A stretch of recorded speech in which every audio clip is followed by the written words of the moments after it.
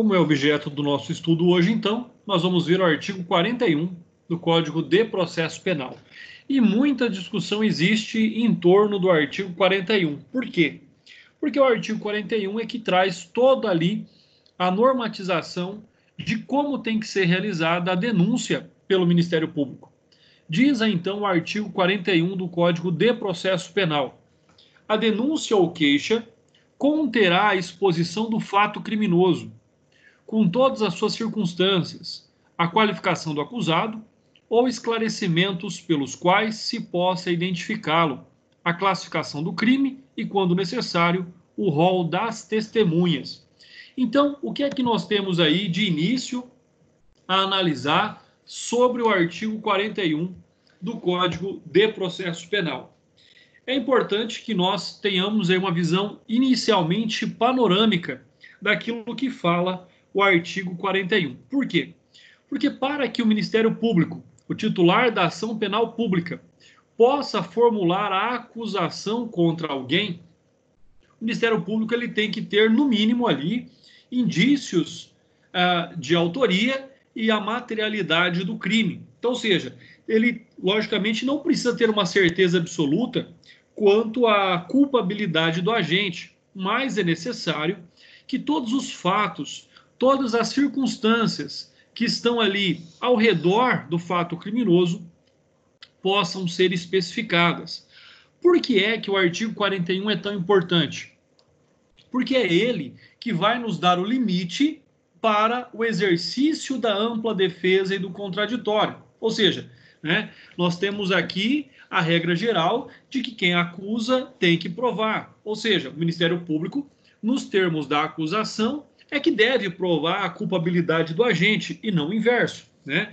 O acusado, o denunciado, não precisa provar a sua inocência, já que esta é uma presunção absoluta.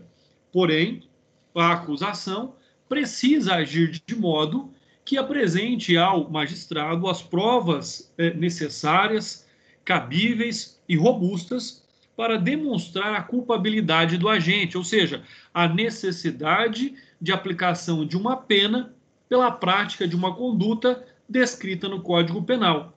Então, quando nós analisamos aí o artigo 41 em si, e ele vai dizer para nós: conterá a exposição do fato criminoso, ou seja, o promotor ele tem que contar a história ali na denúncia, ele tem que dizer que em determinado dia, determinadas horas, em determinado lugar, fulano de tal praticou a conduta tal, conforme descrita no Código Penal, no artigo tal. Ou seja, é uma conduta que tem que ser tipificada, porque uma conduta não tipificada não é uma conduta ilícita, né? A tipificação, a descrição do fato crime é necessário para que possa haver contra ele uma repressão penal. Então, esse é um primeiro aspecto, é um primeiro fato que diz para nós aqui o artigo 41.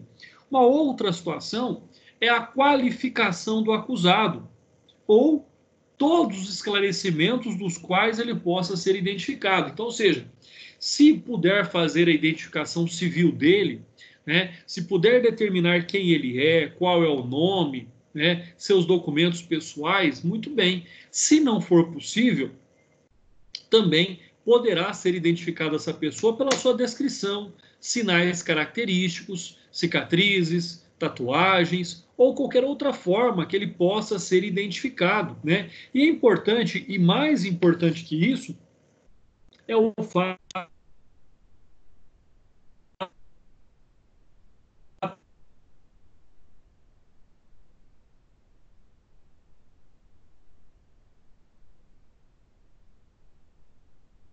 de cumpriu pena, né? Então, ou seja, quando ele foi preso em flagrante, ele apresentou a sua documentação. Olha, eu sou o fulano de tal, meus documentos estão aqui. E assim, ele foi preso.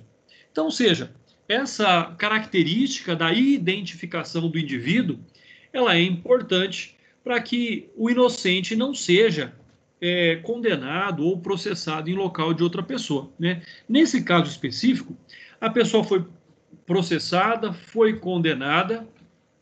Vamos lá, Thaisa quer falar aqui. Pois não, Thaisa?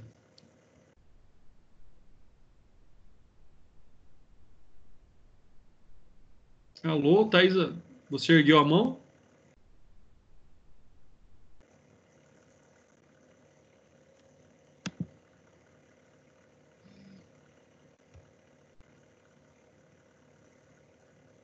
Certo? Onde é que cortou para que eu possa repetir?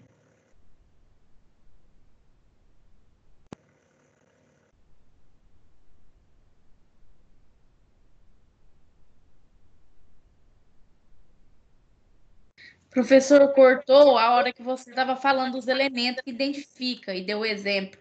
Certo. Então vamos lá. Vou repetir novamente, tá?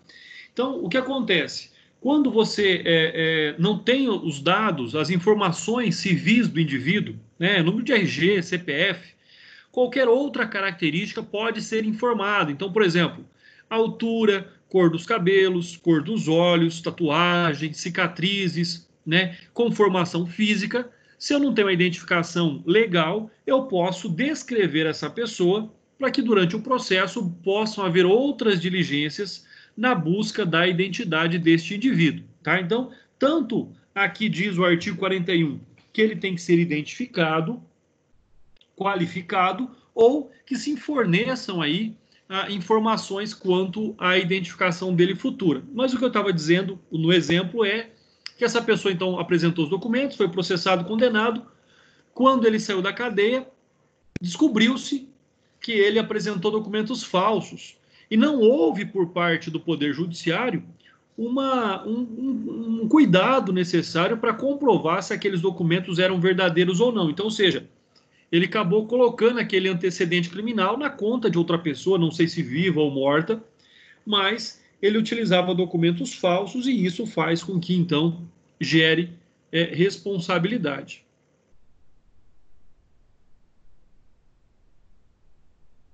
Pois não, Mariana, você levantou a mão aqui. Sim, no caso pode usar se tiver apelido, ele é conhecido na localidade por tal apelido, pode colocar também o apelido? É muito comum também que isso aconteça, né? Fulano de tal, vulgo, aí coloca o apelido dele. É muito comum também que as pessoas sejam identificadas por apelidos. Por quê? Porque nós temos um outro grande problema no Brasil, que são os homônimos, né? Nomes iguais, nomes idênticos. Um dia, ouvindo rádio, hoje é aniversário de fulano de tal. Ou seja, é um nome igual ao de uma pessoa conhecida minha. Então, esse é um outro grande problema. Normalmente, você tem que ter a identificação pelo nome, você pode ter a identificação por apelidos também, né? Vulgo, a alcunha da pessoa, mas o mais seguro ainda é a qualificação, seus documentos pessoais. Mas não há nenhum problema em que haja todos os tipos aí de identificação que sejam necessárias para que não haja dúvida quanto ao indivíduo, tá bom? E aí vem dizer mais, vem dizer que ainda é necessário aqui, ou quando necessário, a apresentação do rol de testemunhas. Por quê? Porque não é sempre, não são em todos os casos que tem testemunhas. Nem todos os crimes deixam testemunhas oculares. Então, muitas vezes, você tem outros tipos de provas, senão testemunhas. E nós sabemos que cada vez mais as pessoas não querem ser testemunhas, normalmente de crimes, porque elas acabam criando inimizades, acabam ficando com medo de dizer, de ter alguma represália com relação àquilo que elas podem testemunhar, por mais que exista o provimento 32, que garante ali a proteção às testemunhas, a proteção à identidade das testemunhas, mas logicamente que ninguém quer ser testemunha, dependendo do tipo do fato criminoso. E a denúncia, então, nada mais é do que uma petição. Pessoal, é muito simples a denúncia, viu? Quando nós temos que compreender aquilo que significa a denúncia, então, nada mais é do que a descrição dos fatos. É uma petição muito simples, no qual o Ministério Público tem que dizer que determinada pessoa, em determinado dia, em determinado local, às tantas horas, foi vítima do crime, da conduta praticada por outra pessoa, e aí, então, apresentam-se as provas e, lógico, ao final, identifica-se a conduta ilícita que a pessoa tenha praticado, o autor do fato, e pede-se a condenação, né? Não existe denúncia sem condenação. Então, esse é uma questão bastante importante. Mas compreendendo, então, a denúncia é a petição inicial de uma ação penal pública, seja ela pública incondicionada, seja ela pública condicionada à representação. Então, sempre A denúncia, ela é a petição inaugural do processo penal público, tá? Porque nós sabemos que a ação penal privada, ela se inicia com a queixa-crime. Então, a ação penal pública, seja ela incondicionada ou condicionada à representação, vai se iniciar aí pela denúncia. E aí, então, esta é uma peça acusatória. E como eu estava dizendo, se essa é uma peça acusatória, ela também tem que dar a oportunidade para aquele que está sendo acusado, para o denunciado, se defender. Por isso que a denúncia ela tem que ser completa, ela tem que ser esmiuçada. Lógico, ela não precisa ser uma peça muito ampla, muito extensa. Ela pode ser uma peça objetiva, mas ela tem que apresentar ali todos os argumentos, todos os fatos, para que os fatos possam ser contestados, ou se possa apresentar, no caso, a defesa quanto àquela acusação, tá? E aqui nós devemos seguir aquela máxima jurídica, em que tanto o Ministério Público quanto a defesa tem que levar os fatos ao juiz. O juiz conhece o direito, então nós temos que dar os fatos e ele nos dará o direito, né? O mais importante numa peça acusatória é esclarecer os fatos, que esse também é o grande objetivo do inquérito policial. O inquérito policial só tem finalidade de esclarecimento de fatos, de apuração de fatos, né? De condutas humanas, colheita de provas. E aí, então, isso vai servir para a acusação poder embasar a sua denúncia. A denúncia, ela é embasada no inquérito policial. E aí vocês vão me perguntar, o inquérito policial é obrigatório? Não. O inquérito policial é um ato administrativo dispensável. Por quê? Porque se todas as provas já forem evidentes, claras, não há necessidade de mais nenhuma investigação. E aí eu cito para vocês, então, com relação à denúncia, eu cito o precedente do STF primeiro. O STF diz o seguinte: não se revela inepta a denúncia que, perdão, observados os requisitos do artigo 41 do Código de Processo Penal, narra de forma precisa e individualizada as condutas atribuídas e delimita o conteúdo da acusação veiculada. Ou seja, o que é que isso significa dizer? Quando você tem o Zezinho que furtou o botijão de gás da casa da Mariazinha, é fácil. A denúncia ela é muito sucinta.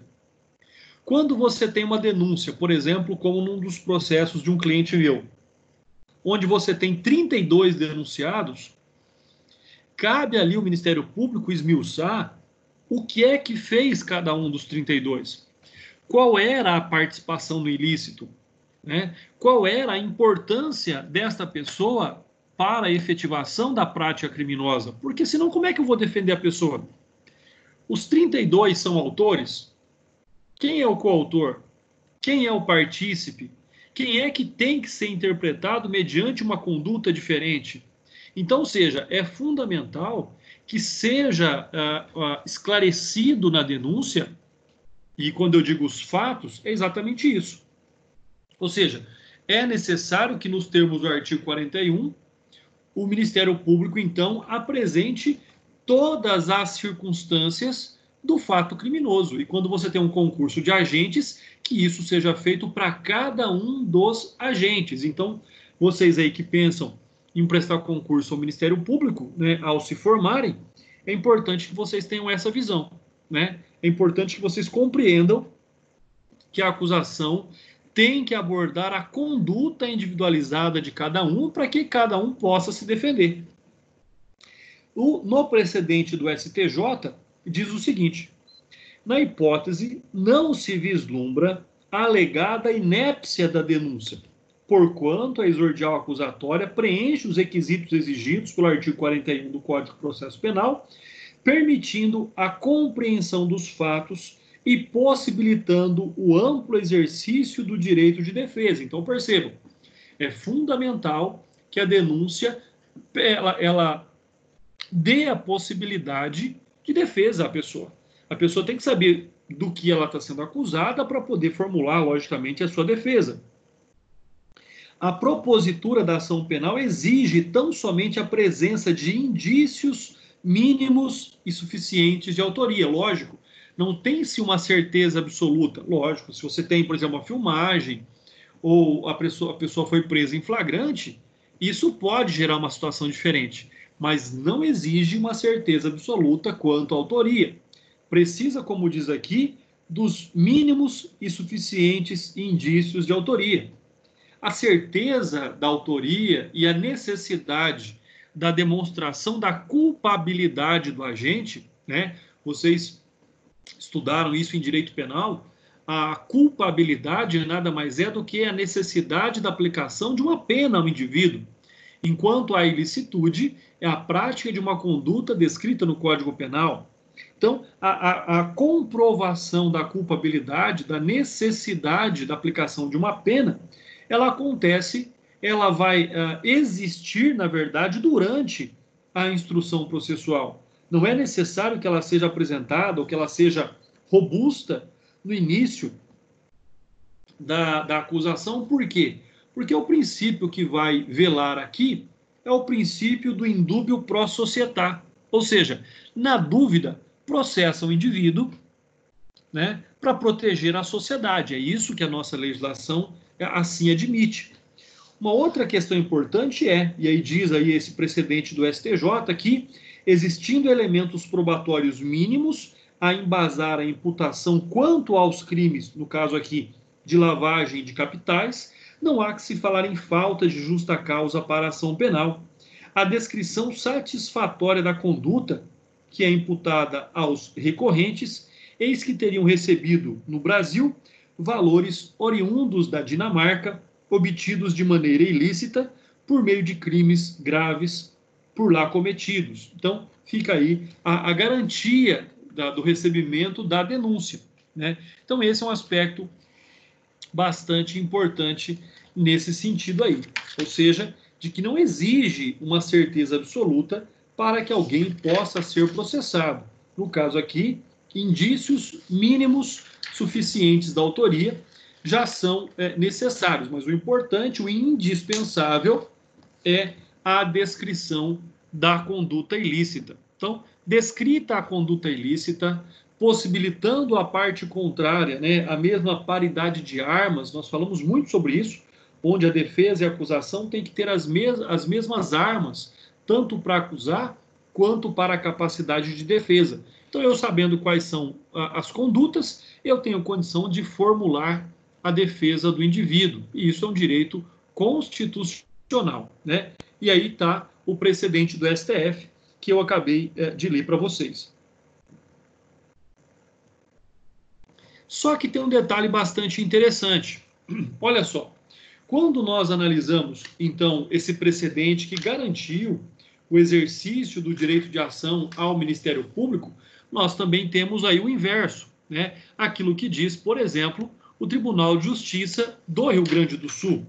O Tribunal de Justiça do Rio Grande do Sul diz que essa denúncia não preenche os requisitos do artigo 41, e ela fala assim, manutenção da inépcia da denúncia.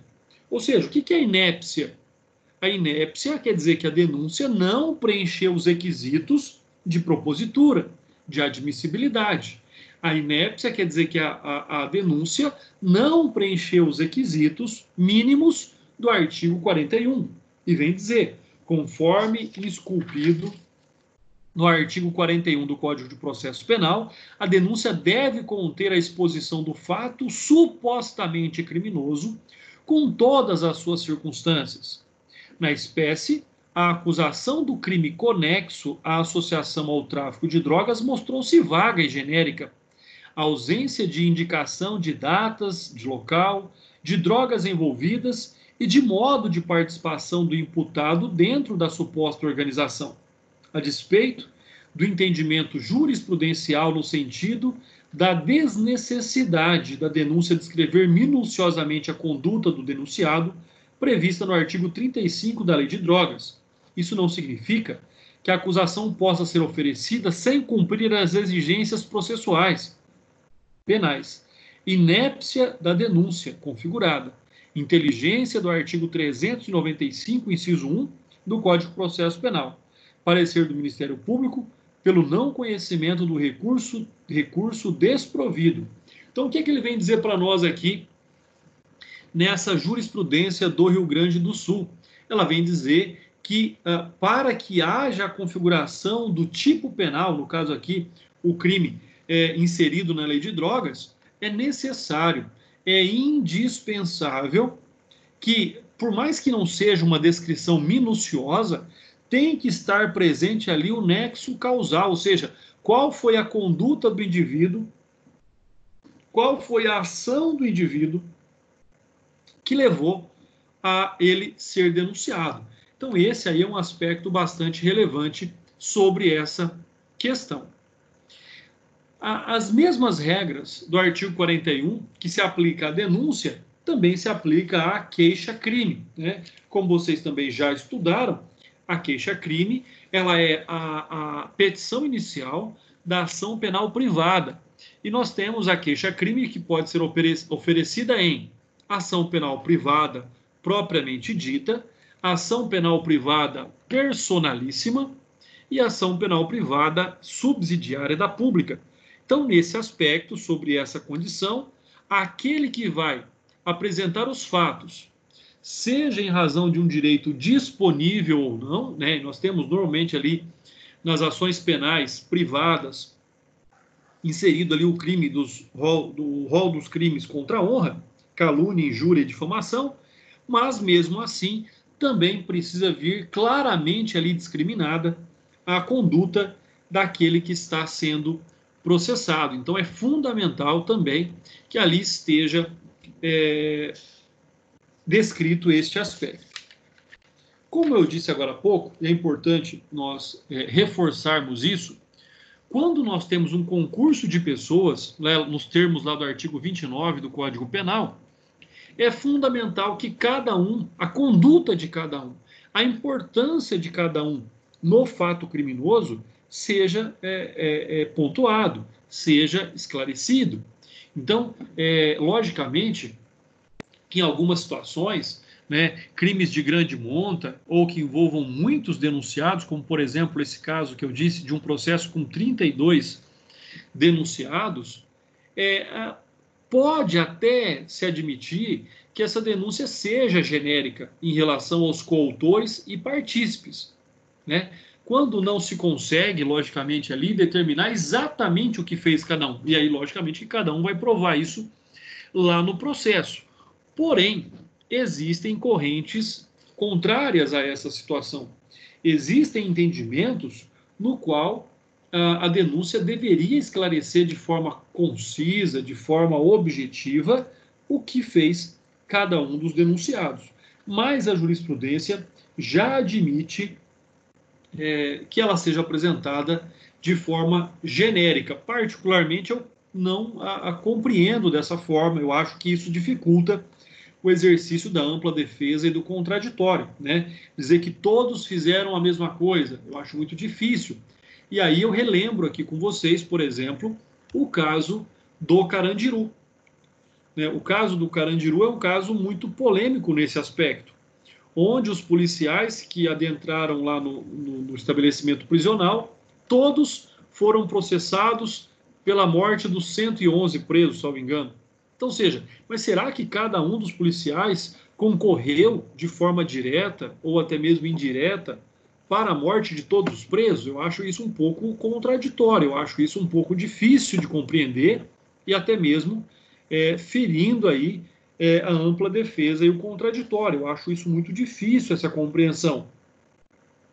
Quando nós vamos, então, buscar outras compreensões sobre isso, por exemplo, né, o STJ vem dizer o seguinte: caso em que não se está diante da excepcionalidade a justificar a precoce extinção da ação penal, a denúncia preenche aí o artigo 41 do Código de Processo Penal, o que permite a compreensão dos fatos e possibilita o amplo exercício da defesa e do contraditório.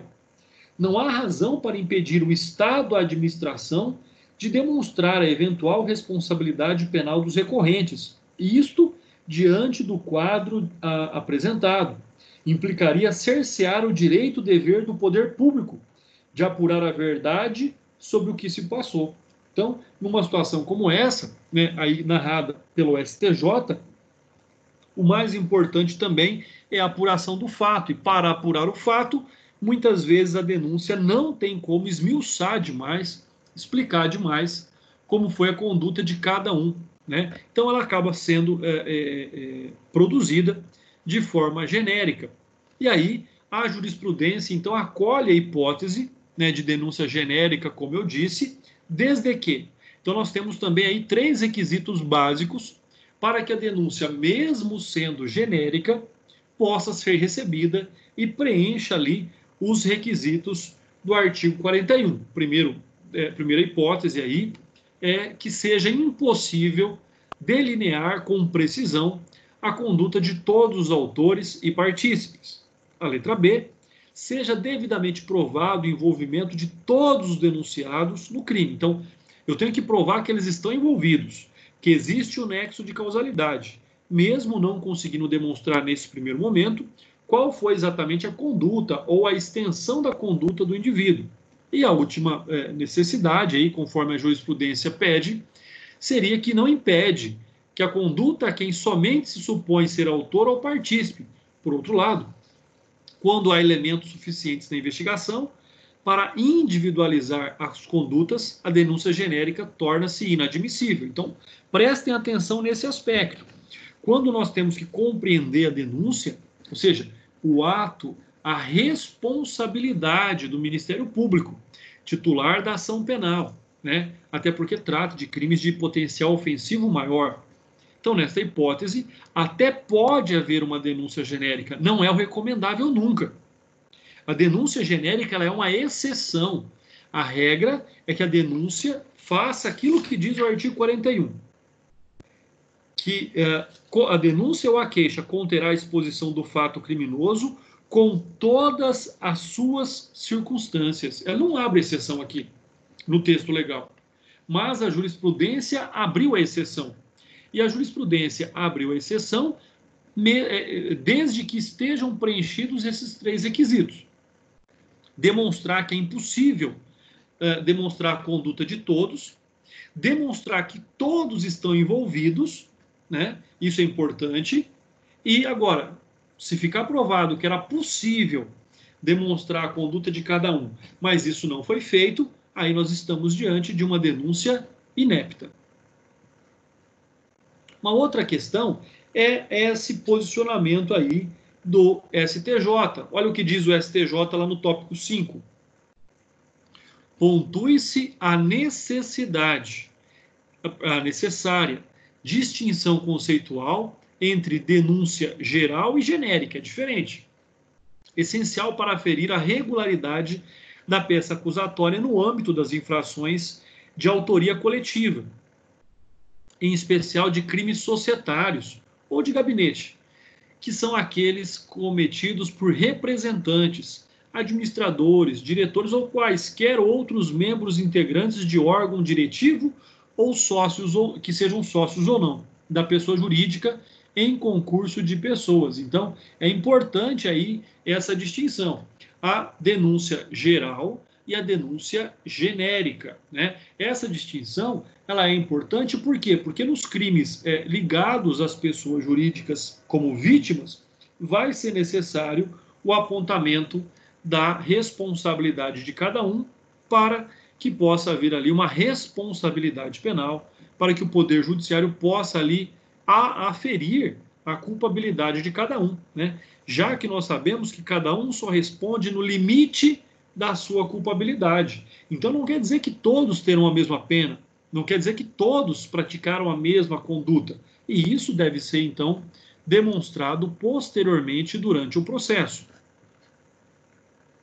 Nessa distinção que nós vemos aí, né, a denúncia genérica, e aí vem a distinção do que é genérica e do que é geral, a denúncia genérica caracteriza-se pela imputação de vários fatos típicos, genericamente, a integrantes da pessoa jurídica, sem delinear minimamente qual dos denunciados teria agido de tal ou qual maneira. No caso em exame, a exordial acusatória não preenche os requisitos exigidos pelo artigo 41 do Código de Processo Penal, porquanto ouvida-se em descrever a conduta que, na condição de representantes legais da empresa, os recorrentes teriam tido na prática de comportamento ilícito.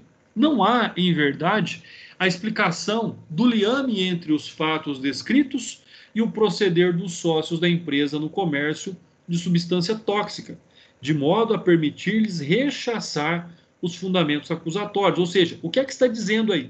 Está dizendo que, por ser uma denúncia genérica, ela impede que eles apresentem a sua defesa, porque ela não demonstra o nexo de causalidade entre as condutas praticadas e o resultado ilícito. Então, a exordial acusatória falha em demonstrar a atuação gerencial declinada ao comércio de substância proibida ou mesmo o consentimento com referida atitude. Então, uma coisa não é só praticar, porque quem consente, quem concorda, concorre para a prática, né? Então, nesse caso, a linha defensiva ficaria restrita à negativa dos fatos ou da autoria, o que iria, então, retirar do ordenamento jurídico. Ele não admite essas questões, né, que sobrelevam a dignidade da pessoa. Então, essa é uma questão bastante importante e, por meio aí do habeas corpus, ocorreu o trancamento da ação penal. Então, é uma questão aí que fica, né, bastante importante sobre esse aspecto, pessoal. Alguém tem alguma dúvida, alguma pergunta até agora?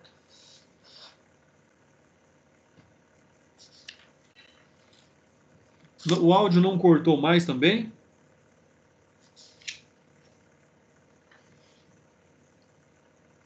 Vamos lá, pessoal. Tem alguém aí?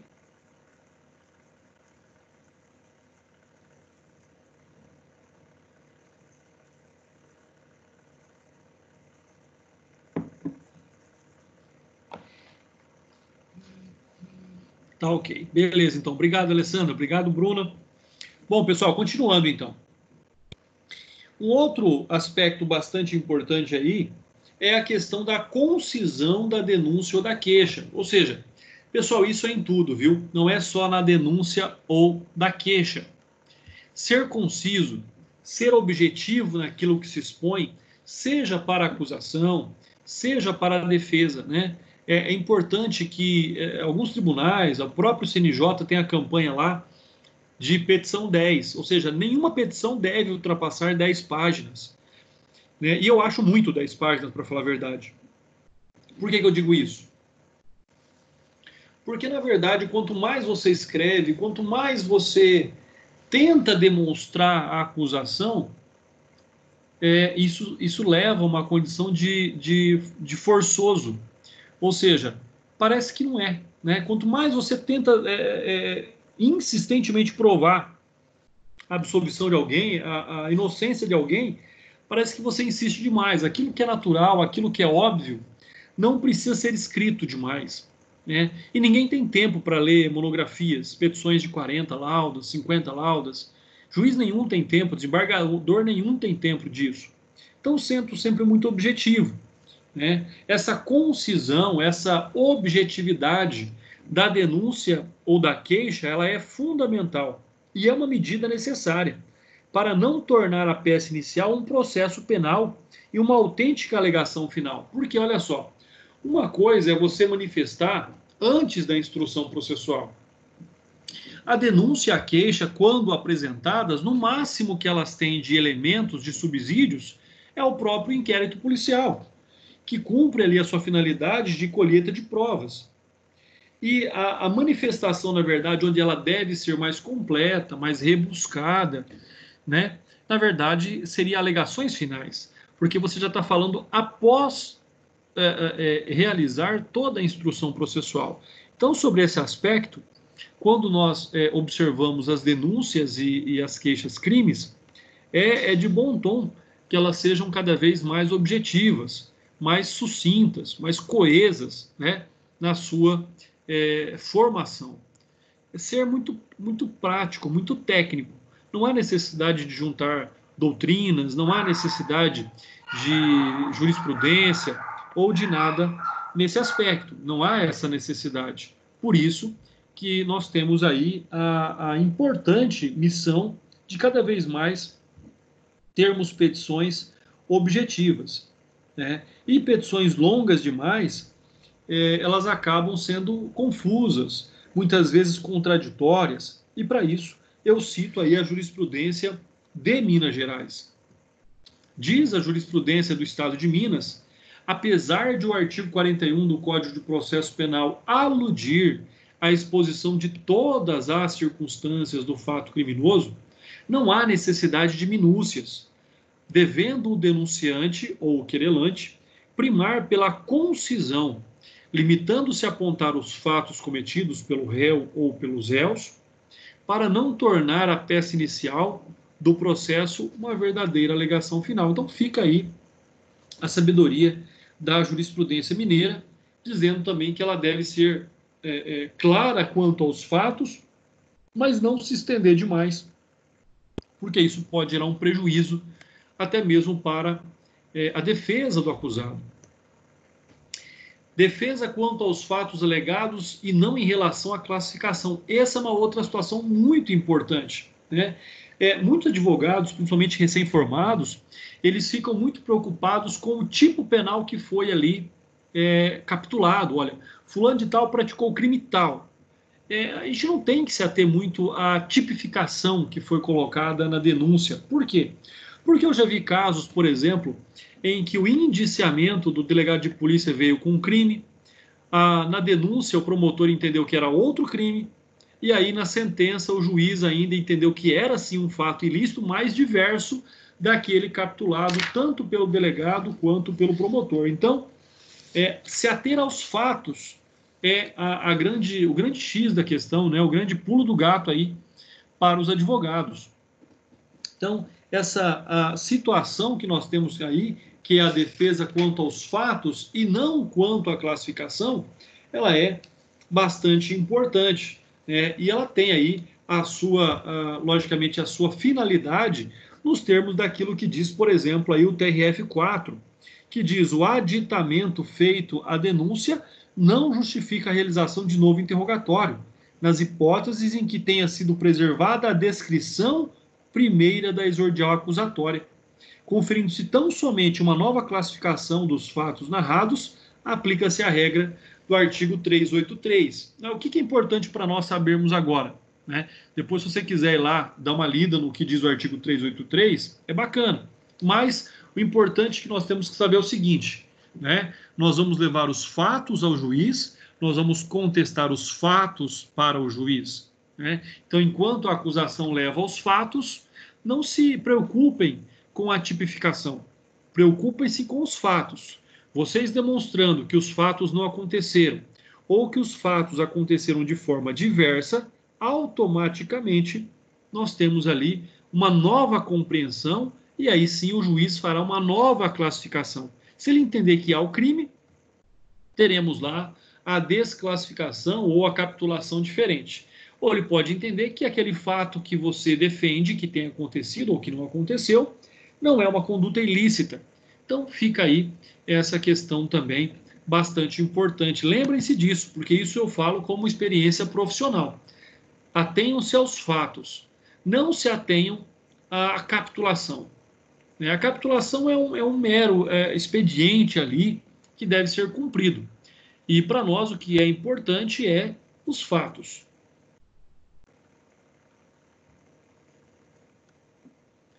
Qualificação do acusado, essa é uma outra questão, conforme disse a doutora lá no início da nossa aula.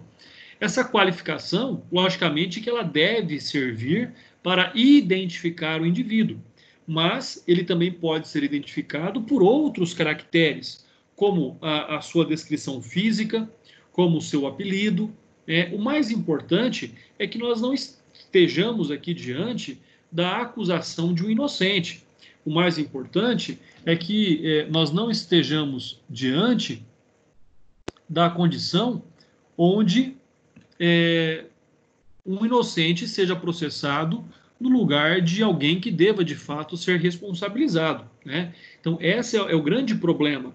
E talvez essa é a grande justificativa ainda para a situação que nós não temos, por exemplo, a pena de morte, conforme muitas pessoas defendem, porque nós temos ainda um alto índice de condenação de inocentes no Brasil.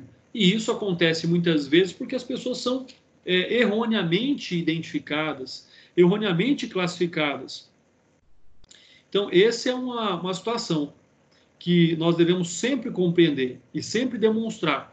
Está, de fato, diante da pessoa que deveria responder por aquele crime, né? Então, é uma situação aí que faz com que haja uma preocupação maior. Então, isso faz com que nós tenhamos que ter essa preocupação, tá? Mas que sempre, quando possível, a pessoa seja qualificada, a pessoa seja identificada, né? E, de toda forma, busque-se aí evitar o processo ou a condenação de pessoas inocentes. Então, isso é fundamental. O STF diz o seguinte a esse respeito, né? O artigo 41 do Código de Processo Penal determina que denúncia ou queixa conterá a exposição do fato criminoso, com todas as suas circunstâncias e qualificação do acusado ou esclarecimentos pelos quais se possa identificá-lo, a classificação do crime e, quando necessário, o rol de testemunhas. E vem dizer o inciso 2. O Código de Processo Penal permite o oferecimento da denúncia, mesmo com elementos mínimos, ou apenas esclarecimentos que possam identificar o denunciado. Esse é um grande problema.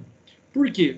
Porque em alguns crimes, na verdade, nós sabemos aí que a conduta social é muito difícil, né? Imagina só um crime de violência sexual contra criança, alguém é acusado da prática desse crime, e antes que a justiça possa prendê-lo para proteger a sua integridade física, ele é apedrejado pelas pessoas, pela sociedade. Então, essa é uma situação muito complicada. Um programa de televisão recentemente identificou uma pessoa como sendo um possível criminoso, e essa pessoa foi morta na rua, e na verdade ela não era. Então é muito complicado quando você identifica alguém como sendo o responsável por um crime. Então, dessa forma, uma denúncia não pode ser considerada inepta quando identifica ou qualifica o denunciado pelo nome completo, nacionalidade, naturalidade, estado civil, data de nascimento, números de identidade ou de cadastro de pessoa física, filiação e endereço. Não há necessidade de todas essas informações. Então, ela não é inepta, mesmo quando faltar algum desses elementos aí. Então, fica aí essa análise bastante importante que nós temos a respeito desse tema. Quanto aos esclarecimentos de identificação, o réu pode não ter o nome ou demais elementos que o qualificam devidamente conhecidos e seguros. O réu não é obrigado a se identificar. A pessoa é presa, porque existe um retrato falado, por exemplo. Quem é você? Não, eu não vou dizer meu nome. Qual é o seu RG? Não, eu não é obrigado a dizer.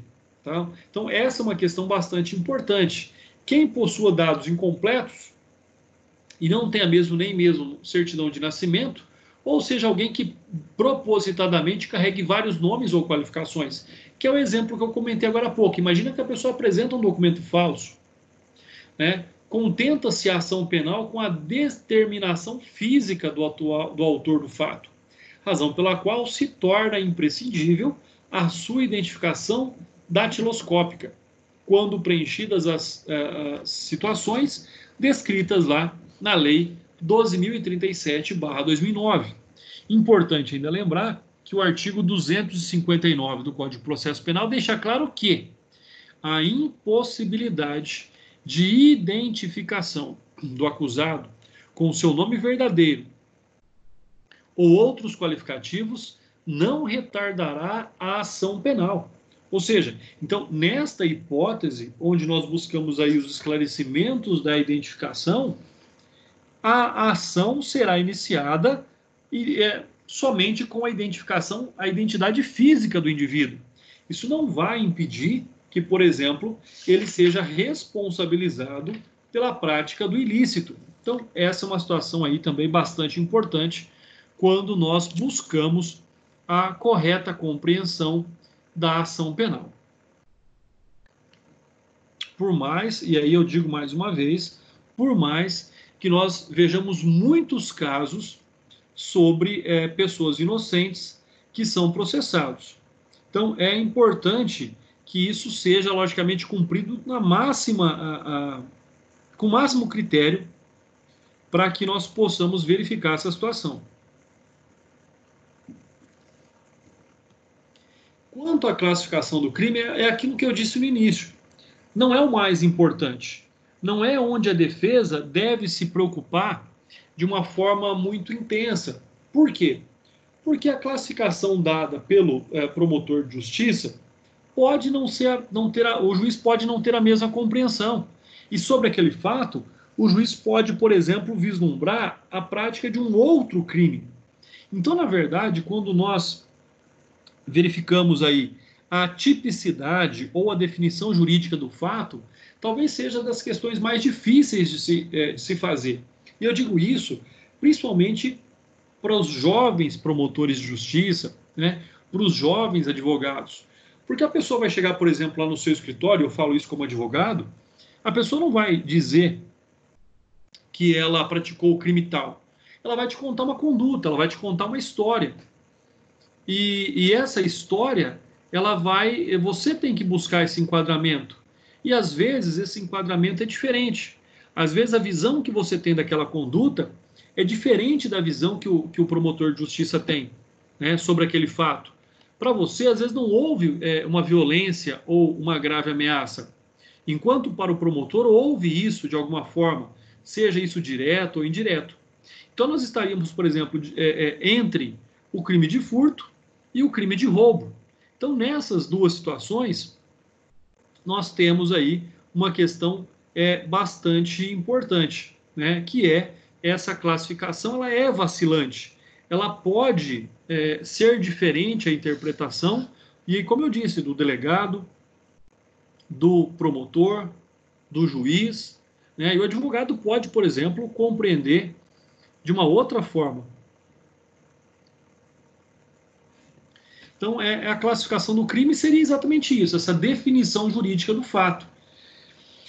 O promotor, o autor da denúncia, após descrever o fato delituoso, né, ele é obrigado a fazer isso.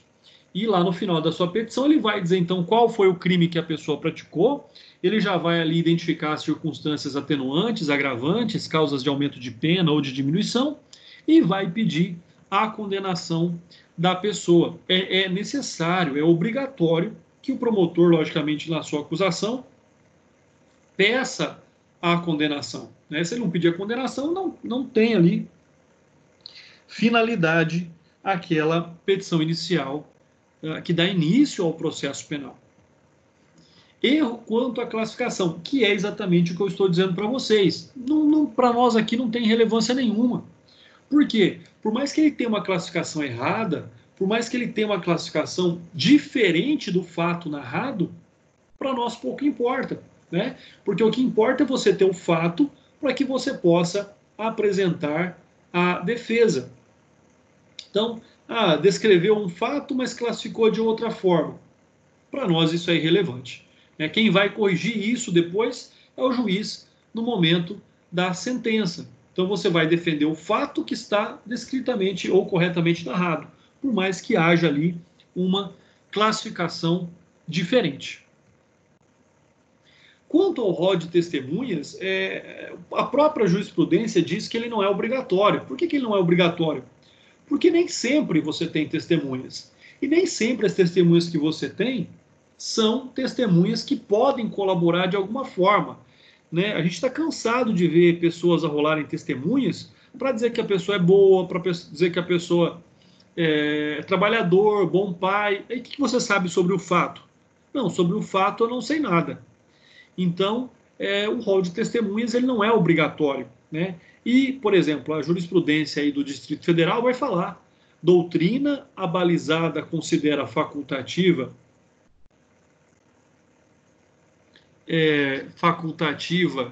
a juntada do rol de testemunhas ao órgão encarregado de promoção da ação penal pública incondicionada. Todavia, a sanação dessa omissão não pode ser feita posteriormente. Então, ou seja, você não é obrigado a apresentar o rol de testemunhas. Porém, se você não apresenta, não há um outro momento para que assim o faça, né? Então, é uma situação que tem que ficar muito atento. Havendo testemunhas, e sejam testemunhas que conhecem o fato, elas devem ser arroladas. Isso é uma situação bastante importante.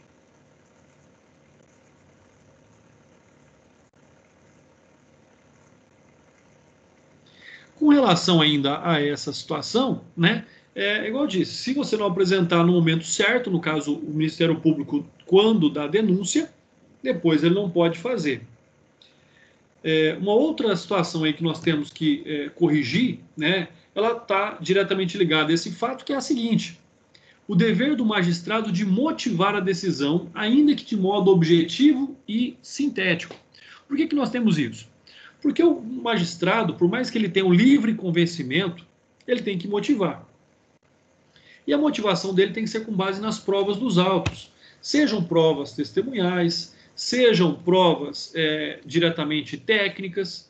Então, por exemplo, nas ações penais de competência originária dos tribunais, o recebimento da peça acusatória se dá pelo órgão colegiado, por meio do acórdão. Uma outra situação também que nós temos é que, no caso da lei de falência, existe um outro procedimento. Então, vai depender também aí de quem tem a competência, né, de processar aquele caso, se existe um foro privilegiado ou não. A jurisprudência do STJ, ainda neste mesmo assunto, ele vai dizer que, conforme reiterada a jurisprudência do STJ, e na esteira do posicionamento adotado pelo STF, consagrou-se o entendimento da inexigibilidade de fundamentação complexa no recebimento da denúncia, em virtude da sua natureza interlocutória, não se equiparando à decisão judicial que se refere lá o artigo 93. Então, o que nós temos? Quando nós temos a apresentação da denúncia e ela preenche os requisitos do artigo 41, o juiz tem, em momento posterior, que fazer o despacho de recebimento da denúncia. Por quê? Ele vai declarar que a denúncia preenche os requisitos do artigo 41, e então aquele fato está apto ao seu processamento, né? O que é o processamento? Muitas pessoas têm um conceito errado de processo. A pessoa foi processada, meu Deus do céu, e agora? Né? O processo nada mais é do que a confirmação de um procedimento investigatório. Então, se já investigou e tem indícios mínimos de autoria e materialidade, o processo ele tem que existir para que confirme aquilo sob o manto do contraditório. Então, essa é a importância bastante verificada ali de que existe ou não a necessidade da classificação ali dentre o crime ou até mesmo a identificação do indivíduo. Uma questão bastante relevante, pessoal, que nós temos ainda com relação ao nosso aqui objeto de estudo é relativo aí à importância dessa denúncia. Ou seja, o artigo 41 ele vai descrever aí vários aspectos que, na prática, eles têm uma finalidade bastante importante, que é dar condição da pessoa se defender. Então, o denunciante, seja, no caso, o Ministério Público ou o querelante, faz com que, então, nós tenhamos que buscar essa situação, ou seja, a demonstração do fato é mais importante do que a classificação do crime. A descrição do indivíduo, né, para que de um modo que ele possa ser identificado na multidão, muitas vezes é mais importante do que uma identificação, do que uma qualificação falsa.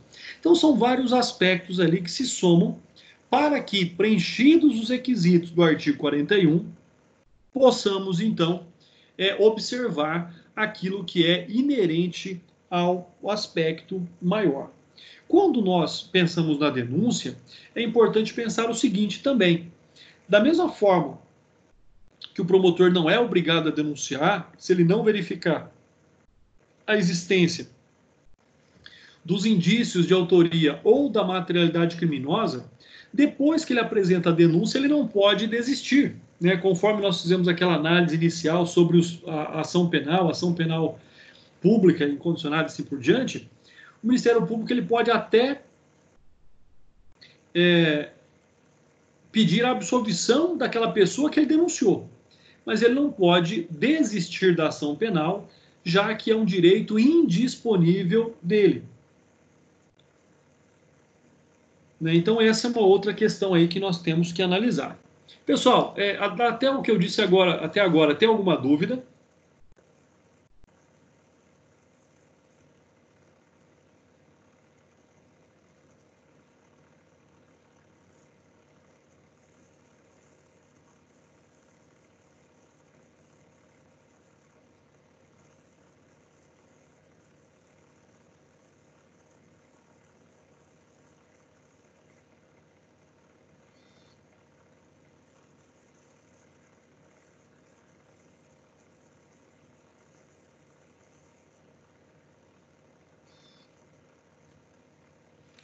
Então, pessoal, olha só.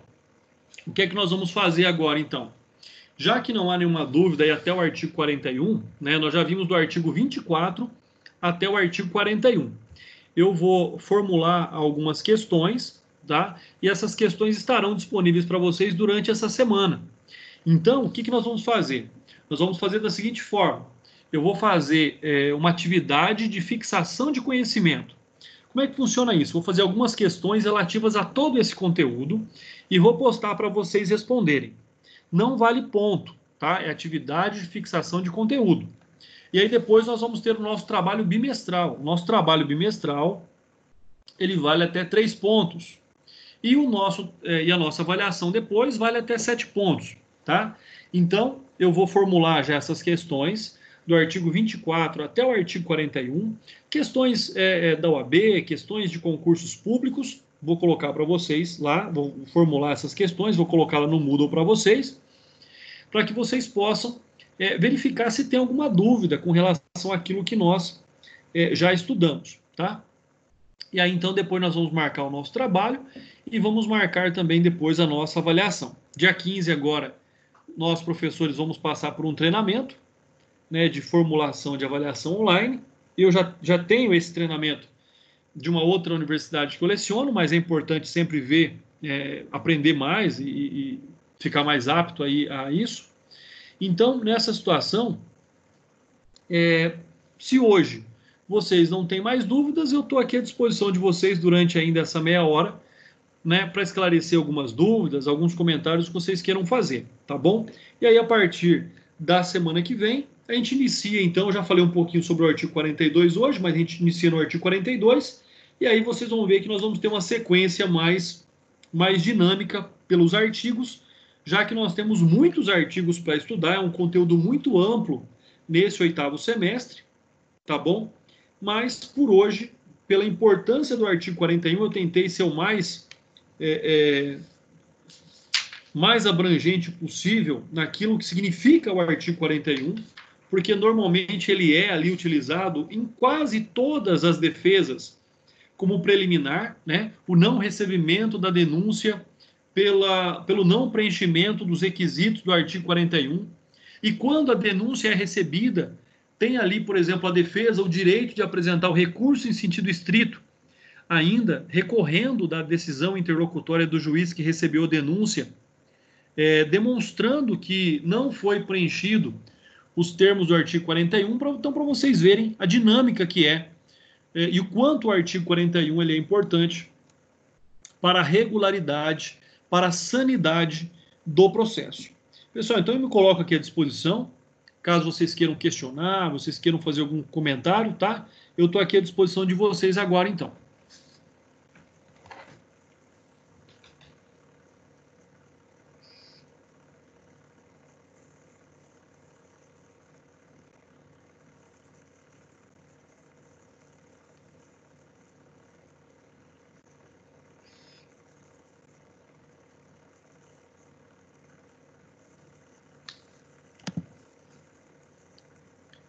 Aqueles que não têm dúvidas, né, uma boa noite aí, bom descanso. Aqueles que têm dúvidas, eu continuo aqui.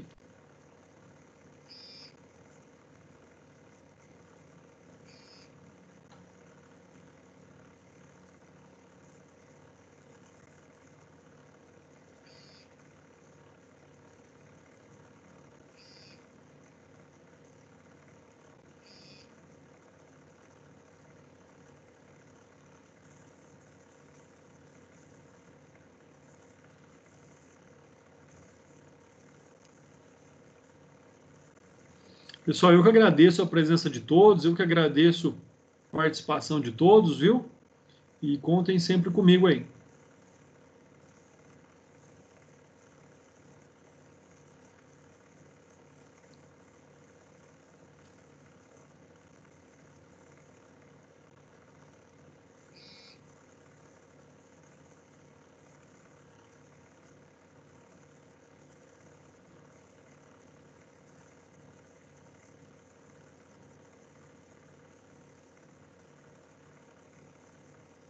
Que bom, Vitor. Fico feliz, viu? Fico feliz aí que eu tenha conseguido atingir o meu objetivo. É uma matéria difícil, é uma matéria importante, e que bom que ficou claro.